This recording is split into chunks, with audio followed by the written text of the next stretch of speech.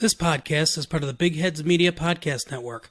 Go to bigheadsmedia.com for more great podcasts.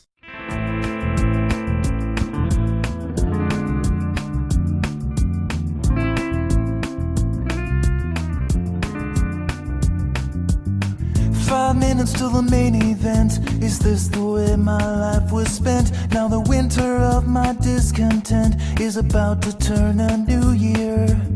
The minister, he's pleading me to save myself, he's reading me apocalyptic verses from a book.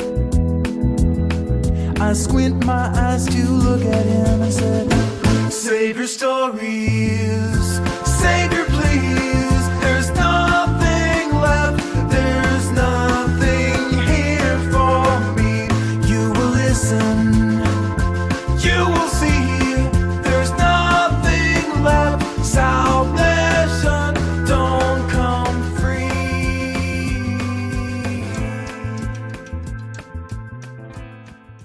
Hello and welcome to another episode of How Will I Die, starring Nicholas Howe. It's me, Nicholas Howe. Today we're going to be exploring two shorter deaths, but don't get it twisted because those deaths are just as good as a long death. Before we begin, let's go ahead and set up our nicks with some stats. So for the first Nick, he is going to be called Gaming Nick, and then the second Nicholas will be called Dancing Nick. Both Gaming Nick and Dancing Nick are both 19, fresh into college, and they are living their lives to the fullest. With that set out, let's go ahead and jump into the stories. Gaming Nick is a simple boy. He knows everything he wants in life, and the main thing that he wants is to play video games. The problem with that is, he's very broke. College is kind of getting under his skin as far as money goes. He figures he can win some cash. He's been playing video games. He enters every contest possible, so why not him? That's why, when he saw the advertisement online that said if he beat a world record in video game playing, he would be set for life. It actually said that, for life. And Nick was excited. Ecstatic even. He could play video games for the rest of his life and not have to worry about anything. All he had to do was complete this challenge. Something he was sure he's done before. After all, he's done a lot of competitions and challenges. The challenge, however, proved to be a bit more difficult. You see, Gaming Nicholas had to go to a gaming company's headquarters and basically act out a similar hands on a hard body situation. Now, if you don't know what that is, hands on a hard body is a competition where a car dealership will offer a free car to any person who can stay touching a car for, I think at most it's supposed to be 48 hours or something like that. I do believe that some hand on a hard bodies events have gone quite longer than that. I can think of one that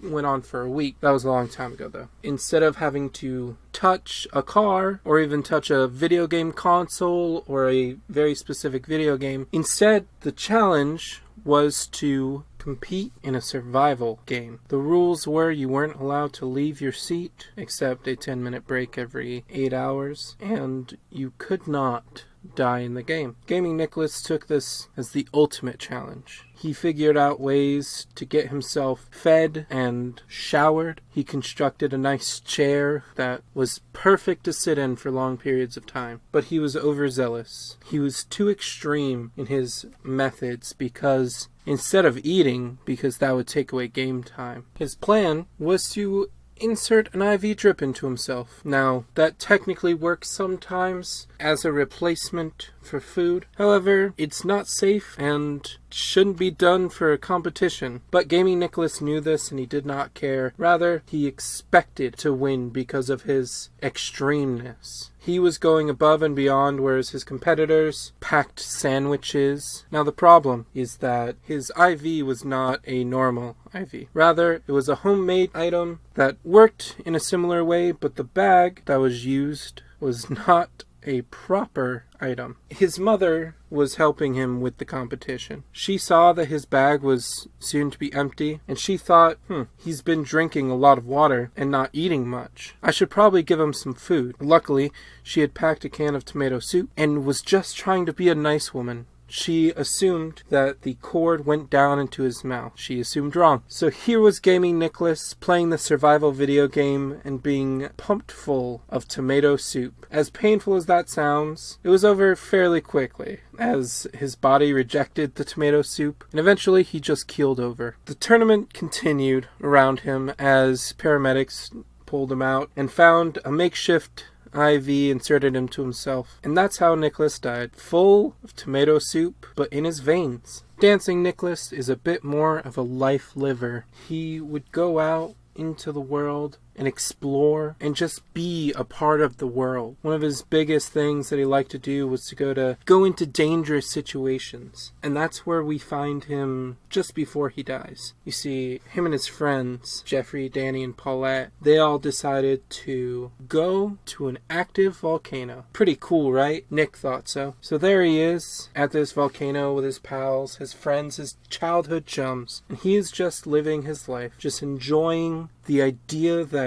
anything could happen here. And it wouldn't matter because he was living his life to the fullest. That's really what it's about. That's really what he did with his life, was just live it. He's been skydiving. He's been Rocky Mountain climbing.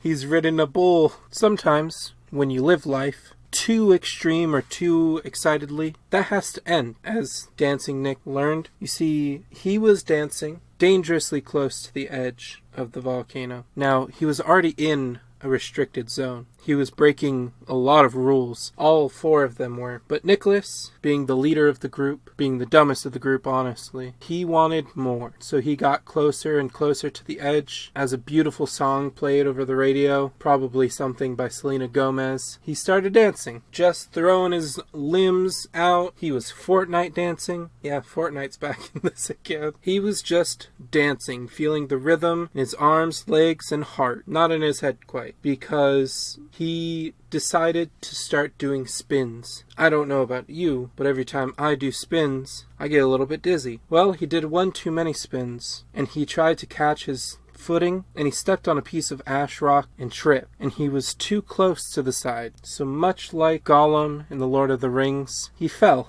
down into a volcano. Shockingly, when he hit the lava, there was quite a big splash. Some of it got onto the sides of the wall, the crater. Jeffrey, Danny, and Paulette ran to try and find Nicholas. They thought, oh, he's just hanging over the side, haha. They actually watched as he was submerged in the lava, screaming horribly, I might add, because it's a horrific way to die. But one of the last thoughts that he had as he was falling towards the lava was something that I think about to this day. He would be able to take that one chance in his life to drink the lava. And that's how he died. Dancing Nicholas dances with the lava no more. So sad that the many Nicks have to die, but they gotta do it for you, the listener. Hey, it's me, in the middle section, where I talk about things and stuff and things and stuff, and things and stuff. This week's episode is a bit shorter because I just started 2 jobs, and life is hard. I do want you guys to know that I'm very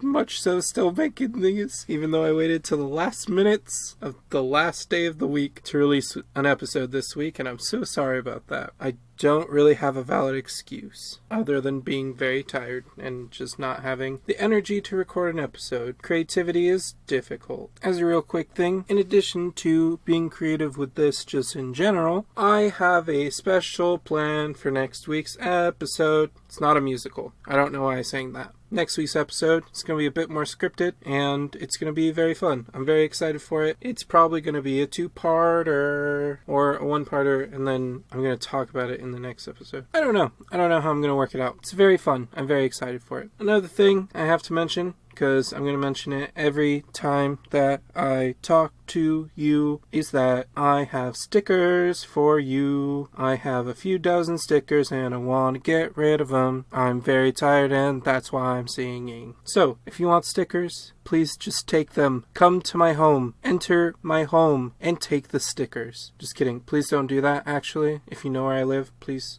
don't come into my home and take my stickers. That's weird. Don't come into my home. Even if I invite you, don't come in. As I've mentioned a few moments ago, I have 2 jobs. Recent jobs. One of them I can very much share with you, and that is that I've become an articleist on CBR.com. That's comicbookresources.com. My first article went up very recently, and I'm working on 3 more as I speak into this microphone. It's a very fun and rewarding job, and I'm glad that I get to do it because I get to focus on nerd culture and really cool topics that I actually enjoyed talking about, but didn't feel like making a podcast about them because there's already so many podcasts about nerd things. Like, just think about the number of comic book podcasts that there are when you could just go and read the comic books yourself, I guess. But you know what you can't do yourself? Experience my deaths. So I guess you could say I'm better than every podcast about comic books there is. Just kidding. If you guys want to go check that out, I'll leave a link to my first article and any articles that I publish after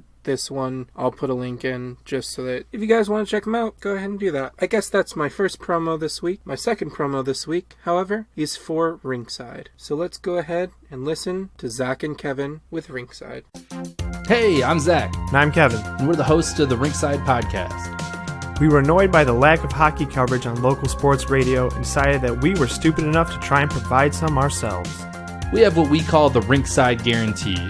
We guarantee that the podcast you're currently listening to is better than ours. We are literally just 2 halves of one whole idiot trying to fumble through covering the Detroit Red Wings, the National Hockey League, and hockey in general. Check us out on Facebook and Twitter at Ringside Pod, and subscribe to us on all your favorite podcast providers. Every time you listen to our podcast, it brings us one step closer to our ultimate business goal of purchasing the Arizona Coyotes and then moving them to Detroit. What? Now, back to your regularly scheduled programming, or just another commercial. We aren't the ones who make those choices.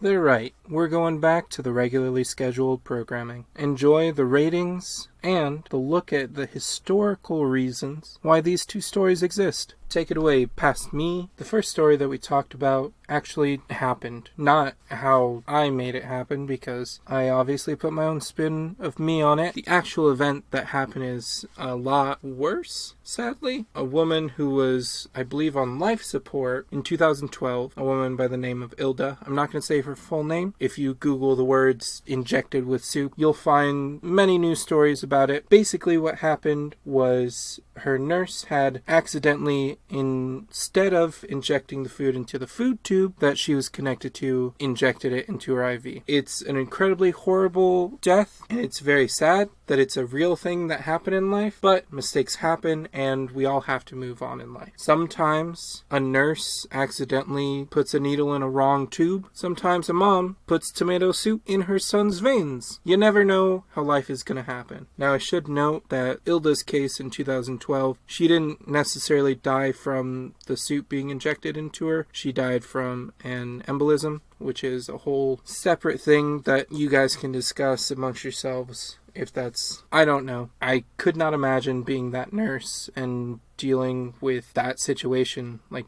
living with the fact that you accidentally killed someone with soup. That'd suck. And the second story, the dancing around lava, that one is incredibly common compared to the soup. So every year, approximately 845 people die from volcano experiences. That can be falling into a volcano, being incredibly stupid, and drinking volcano juice, aka lava. That would be a cool drink name, though. TM, lava juice. I don't remember what I said. Dang it. Volcano juice? I don't know. Whatever. I've lost it, so you guys can take it. But it's wild that 845 people each year. That is a heck of a lot of people. I've definitely met at least 184 people in my life. All of them are now dead from volcanoes. It's interesting how common these things that I talk about in this show are. Sometimes a few thousand people will be eaten or crushed by machines, and then you get sometimes a single person who is injected with soup or who threw himself out a window. It's just interesting to me. So, that's it for the history. Let's go into the ratings. How likely are these two deaths? Let's start with, obviously, Gaming Nick. So Gaming Nick and I share a lot of the same qualities. We're both very lazy. I don't necessarily play as many video games as Gaming Nick did. I play some. I did spend a lot of my finals in my second to last semester playing Skyrim for the first time ever, and that was last year in November. I don't know. I don't think that I would ever purposefully set myself up on a homemade IV system, but I've done weirder things in my life, I think. So if I'm going to give this one a rating out of 10, I'm going to give it probably a 3. Add in the fact that I don't think my mom would pour soup into a bag that was attached to me in any way, because that'd be very stupid. Also, I hate tomato soup. Yeah, I said it. What of it? So, 3 out of 4 is my ranking on that. Now, the second story, I am much more likely to be stupid and do. I have been around a few volcanic areas, not necessarily at the very top because I'm not that dumb, but I have been around enough to know that I would be that dumb if I was given the opportunity. A few friends of mine I could see going to a volcano and going all the way to the crust, or whatever it's called. I don't know volcanic anatomy. I don't know human anatomy either. How many bones are in the body? Like 236? I don't know. But I would probably do this one, so I'm going to say that this is... Oh, and I do have to re-mention, because for some reason I mentioned this in the first place, Selena Gomez song playing on the radio. Depends on the song, for sure. But if you give me the right Selena song, especially her early works, post-Disney, but pre, like, quote-unquote adulthood, I get down to that music. So this one, yeah, definitely 7 out of 10. Let's go 7 out of 10 for this one, 3 out of 10 for the first one. And that's going to be it for the stories. For this week's ending segment, I do not have anything prepared. I do not have a spam slam, which is very sad. I do not have thoughts on anything. So I will give you guys a clue as to what happens in the next episode. If you want it to be, it is a mystery. And that's going to do it for this week's episode. I've been Nicholas Howe. You know who I am, probably. Again, please don't come into my house, but that's gonna be it, and I'm gonna let you guys go about your days living like the last two Nicks can't. And remember, death is coming, so why worry about the inevitable? Focus on the possibilities. 5 minutes till they pull the switch. They say you'll only feel an itch, but they watch the catatonic twitch and the smoke that flows around you. They're beneath the gamma rays. Watch my soul just burn away. Well, don't you even try to pray. My fate is predetermined. You won't see me returning, and save your story.